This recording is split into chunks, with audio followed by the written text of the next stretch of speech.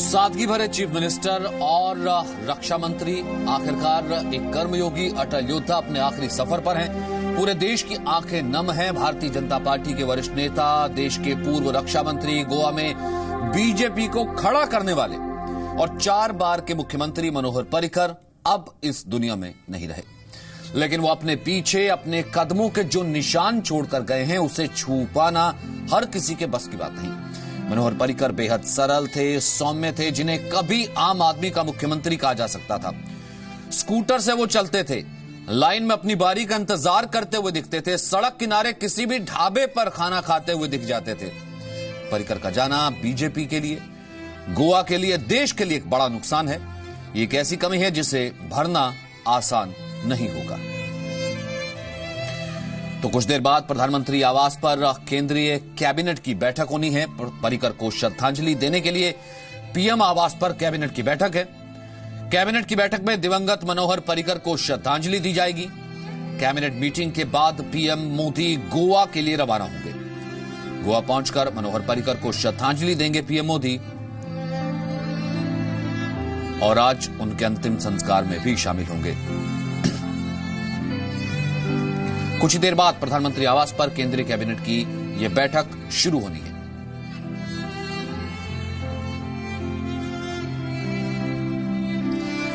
हमारे साथ तमाम मेहमान मौजूद हैं। आलोक जी इस वक्त हमारे साथ है स्टूडियो में, हमारे साथ टी.आर. रामचंद्रन जी हैं, प्रेम शुक्ला हमारे साथ देंगे, निशांत वर्मा हैं और साथ ही साथ सबसे पहले मैं रुक करूंगा, राकेश त्रिवेदी हमारे साथ हैं। राकेश, इस वक्त हम वहां का जिक्र कर सकते हैं, सबसे पहले वहां की तस्वीर दर्शकों से शेयर कर सकते हैं।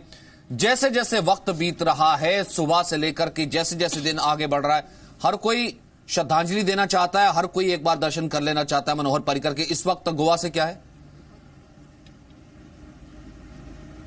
देखिए, मैं इस वक्त उसी पार्थिव शरीर का जो रथ यात्रा जो चल रही है उन्हीं के साथ मौजूद हूँ। यहाँ पर ये जो कॉन्वॉय है ये फिलहाल अब बीजेपी हेडक्वार्टर की तरफ रुख कर रहा है और अगले ही कुछ मिनटों में जो है बीजेपी हेडक्वार्टर पंजिम के यहाँ पर जो है ये रथ यात्रा जो है पहुंच जाएगी और यहाँ पर हर कोई जो है आखिरी बार अपने नेता को यहाँ पर देख रहा है। रास्ते पर कोई हाथ जोड़ करके जो है उन्हें श्रद्धांजलि दे रहा है। तो यहाँ पर कई सारे लोग जो है इस पल को अपने मोबाइल फोन में भी कैद करना चाहते हैं। किसी ने कभी नहीं सोचा था कि उन्हें अपने मुख्यमंत्री, अपने सबसे लाडले और चहेता नेता जो हैं मनोहर पर्रिकर, उन्हें कभी इस तस्वीरों के साथ देखना पड़ेगा। सचिन, मैं अगर कोशिश करूं कि मैं आपको इस पीछे की भी अगर तस्वीरें दिखाने की अगर कोशिश करूं तो यहाँ पर जहां तक मेरी निगाहें जा रही हैं वहां तक मुझे लंबी गाड़ियों का जो है एक काफिला नजर आ रहा है। मैं आपको बता दूं कि ये काफिला जो है कोई वीआईपी नेताओं का या फिर किसी सरकारी बाबुओं का नहीं है। इसमें ज्यादातर जो गाड़ियां हैं ये प्राइवेट गाड़ियां हैं, आम जनता की गाड़ियां हैं जो इस काफिले में शामिल होना चाहती हैं और अपने कहीं ना कहीं आखिरी जो ये यात्रा है उसमें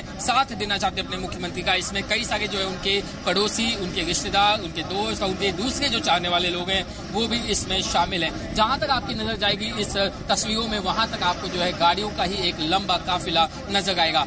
इस वक्त जो है इंडियन आर्मी के एक ओपन ट्रक में आगे आगे जो है पार्थिव शरीर जा रहा है मनोहर पर्रिकर जी का और उनके पीछे आम जनता जो है वो इस आखिरी यात्रा में जो उनके साथ है यहाँ पर शामिल है। मैं अगर आपको तस्वीरें दिखाना चाहूँ तो ये देखिए, लोग देखिए यहाँ पर जो खड़े हैं बगल में देख रहे हैं, हाथ जोड़ करके उन्हें अपनी अंतिम श्रद्धांजलि दे रहे हैं, विदाई दे रहे हैं। लोगों की आंखें नम हैं। किसी ने इससे पहले ऐसी कभी किसी तस्वीर की जो है इमेजिन भी नहीं किया था कि उन्हें देखना के लिए मिलेगा। अब से बस कुछ ही मिनटों में पार्थिव शरीर बीजेपी हेडक्वार्टर पंजिम पहुंच जाएगा, जहां पर तकरीबन 1 घंटे के लिए जो है पार्थिव शरीर को दर्शन के लिए रखा जाएगा। बीजेपी हेडक्वार्टर से जो है बहुत सारी यादें जो जुड़ी हुई है। उनका दफ्तर, वहां पर उनका टेबल, उनकी वो चेयर जिस पर वो बैठा करते थे, लोगों से मिला करते थे।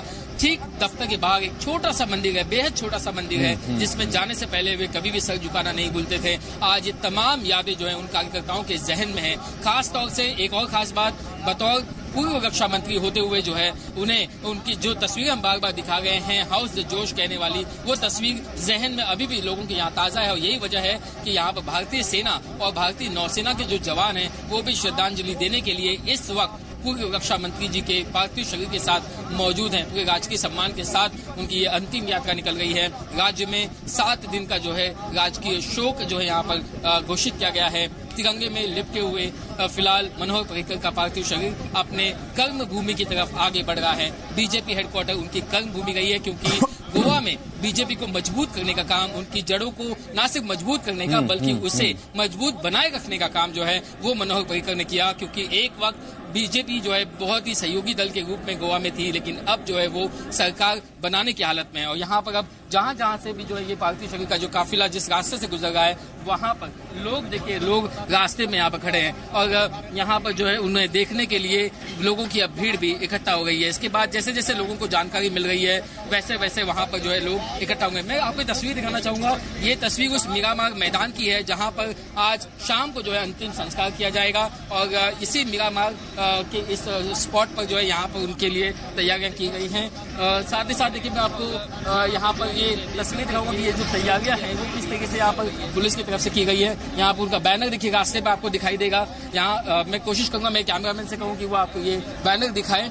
ठीक मीरामार बीच के बाहर उनकी तस्वीरें ऐसी जगह जगह पर जो आपको ये तस्वीर दिखाई देगी, अपने हाफ स्लीव शर्ट, ट्राउजर, जो उनका चिर परिचित अंदाज था उसी अंदाज में जो है वो यहाँ पर दिखाई देंगे। और दोबारा जो है शाम को 4 बजे जब पंजिम से अंतिम यात्रा की शुरुआत होगी वो इसी रास्ते से ठीक इसी जगह पर मीरामार पहुंचेगी जहां उन्हें पंच तत्व में विलीन किया जाएगा। सचिन, ठीक है, मैं वापस आपके पास आऊंगा। ये तस्वीरें हम लगातार साझा करते रहेंगे, आपको हम विंडो पर रखेंगे। और ये तस्वीर इस वक्त बीजेपी ऑफिस की भी आ रही है जहां पर बड़े बड़े हम देख सकते हैं कि तस्वीर है मनोहर पर्रिकर की। वही चश्मा जो है वो गले में टांगे हुए, आधी बाजू की शर्ट और उस तरीके से ही मुस्कान। और उस बीजेपी ऑफिस जिसका राकेश जिक्र कर रहे थे, ये अपने आप में प्रत्याशित है कि जिस बीजेपी को कभी गोवा में एक सहयोगी दल के रूप में भी हम ये कह सकते हैं कि पहचान मिली, उसे न केवल सत्ता तक लेकर के गए बल्कि यहाँ पर केंद्र का सफर भी तय किया। और इस वक्त तभी लिए गोवा की ये सड़कें हमें ऐसे सुनसान नजर आ रही हैं, सिर्फ और सिर्फ लोग सड़कों पर खड़े हैं,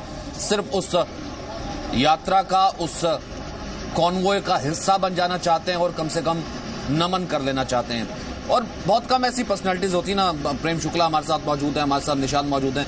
प्रेम शुक्ला, आप कुछ ऐसी कोई याद ताजा करना चाहें? क्योंकि अभी मैं आलोक जी से जैसे पूछ रहा था कि आपकी मुलाकात होती थी क्या, ये कह रहे थे कि सेंट्रल हॉल में बहुत आसानी से आ जाते थे, हमारे साथ बैठते थे और इतने ज्यादा डाउन टू अर्थ की बहुत आसानी से दोस्ती हो जाती थी। यही टी आर रामचंद्रन भी अभी कह रहे थे। आपकी कुछ ऐसी मेमोरी? नहीं, सादगी भरे जीवन वाले व्यक्ति थे। मैं विले पार्ले से उनका बड़ा जुड़ाव था और विले पार्ले से मेरी भी पढ़ाई लिखाई और सारा जो है करियर जो है वो विले पार्ले से शुरू हुआ। विले पार्ले से उनका ऐसे कई सारे मित्र हमारे जो कॉमन रहे हैं। और कभी भी एक ऐसा मुख्यमंत्री जब हो गए थे तब भी जब भी कभी उनसे भेंट हुई, एक मुख्यमंत्री से भेंट नहीं, एक सामान्य गोवा के व्यक्ति से हो रही है।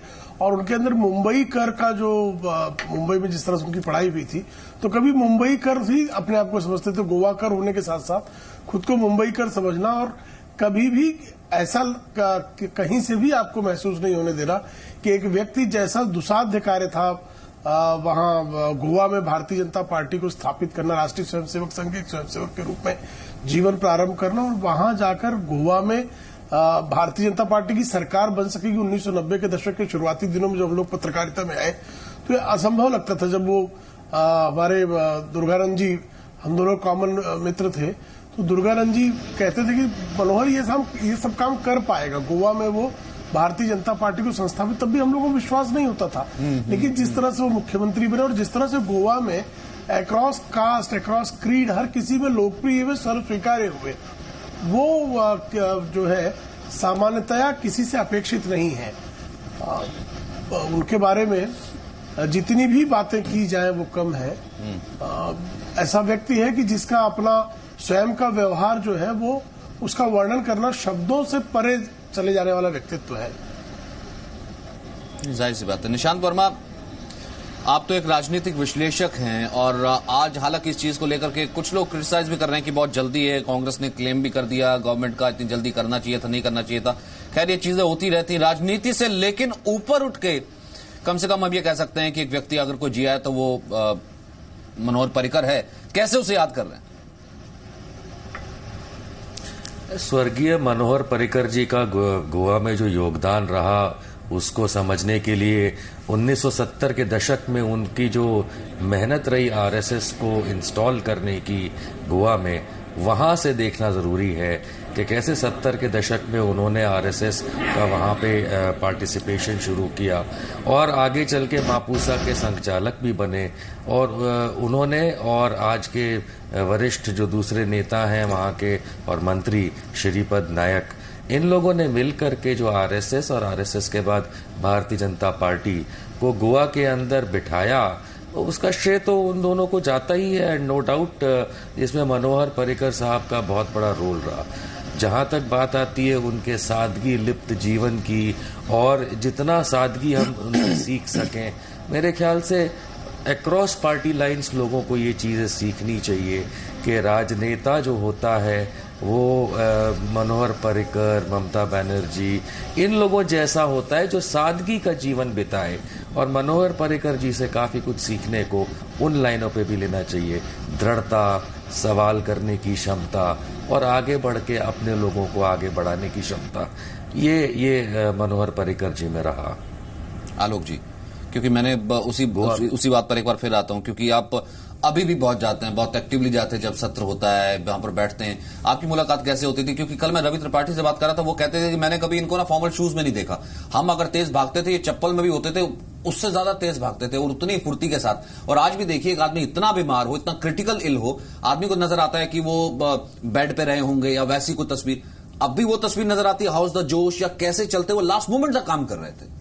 निश्चित रूप से जिस तरह से आप कह रहे हैं, जैसे आपने कहा कि यदि वो पार्लियामेंट में भी आते थे, बाहर भी कहीं मिलेंगे, भारतीय जनता पार्टी के भी जो कुछ बड़े कार्यक्रम, मंगल मिलन वाले कार्यक्रम होते, उसमें भी वो जितनी सहजता से अपने अच्छा या रक्षा मंत्रालय रहते हुए वो उन सहजता से पत्रकारों के साथ भी खुलकर के बातचीत करते थे। बने एक पारदर्शिता लाने, जो ऐसे मुद्दे हैं, ठीक है, जो राष्ट्रीय महत्व के ऐसे मुद्दे हैं जिनको गोपनीय रखा जाना चाहिए, लेकिन इसके अलावा उन कई बातों पर वो खुल करके बात करने में कभी संकोच, अच्छा सादगी के साथ, लेकिन दृढ़ता होना एक और बड़ी बात है। लेकिन ऐसा नहीं है कि वो कमजोर हो, उनमें दृढ़ता भी थी। रात को जैसे आपने कहा, वो 3-3, 2 बजे तक काम करते थे। कई बार उनका सचिव जब पूछता कि भाई वो जब जाने होता तो कहता अच्छा थोड़ा सा देर, मतलब 6:15 आ जाना, मतलब वो 5 बजे फिर काम शुरू कर देते।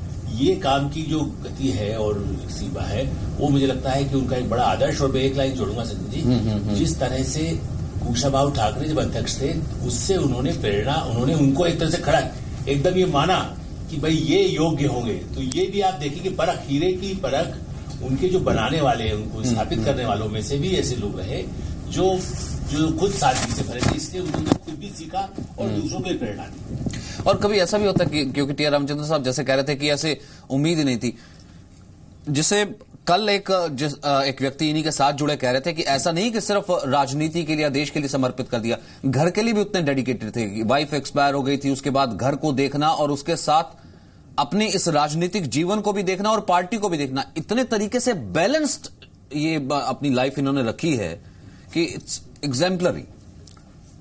बहुत बड़ी खूबियां थी उनमें, ऐसी बात है। एक तो बड़े सिंपल आदमी थे, हाँ बहुत सिंपल, और दूसरी बात ये थे कि बड़े खुल के लोगों से मिलते थे और बड़ी जल्दी दोस्तियां बना लेते थे।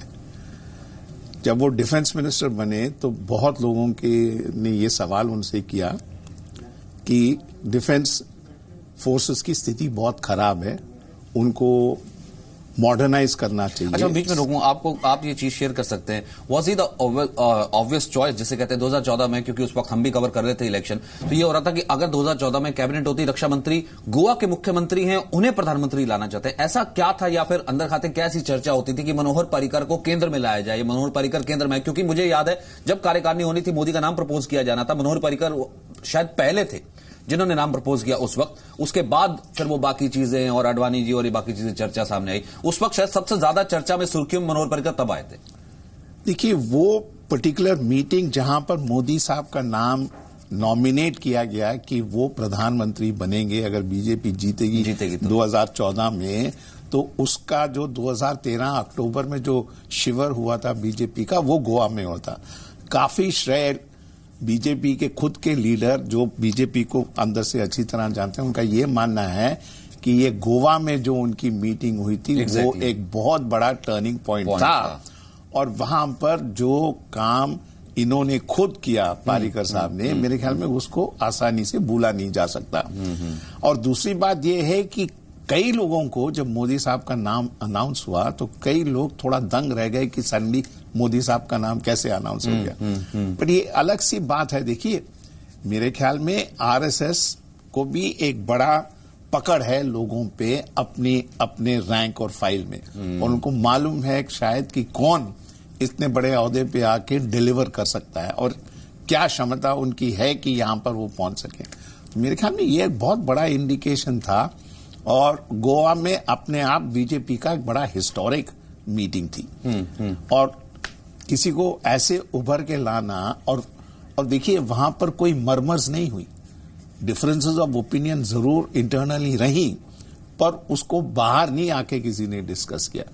तो एक यूनिटी अपने आप में है, और एक बहुत बड़ा कदम दिया गया। एक और चीज तो है ही है ना, जिसका जिक्र आपने किया। खैर, बहुत से लोग इसके क्रिटिक भी हैं, विचारधारा से सहमत ना रखते हो, लेकिन आरएसएस के एक चीज तो हमने देखी, आरएसएस के लोगों का एक जो डिसिप्लिन और जो डेडिकेशन है, वो कहीं ना कहीं जब वो उस प्रोफेशन में या फिर राजनीति के किसी भी मुकाम पे जाते हैं, वो किस तरीके से देखने को मिलता है, कम से कम उसे तो दरकिनार नहीं किया जा सकता है। एक छोटा सा ब्रेक यहां पर ले रहे हैं। ब्रेक के बाद हम आपको बताएं कि 2015 की बात है, जी न्यूज ने जब कॉन्क्लेव किया था तब मनोहर पर्रिकर आए थे, तो क्या कुछ जिक्र हुआ था, क्या कुछ बात हुई थी, मॉडर्नाइजेशन ऑफ फोर्सेस का भी जिक्र हुआ था, तब क्या कुछ उन्होंने कहा था, ये आपको बताएंगे।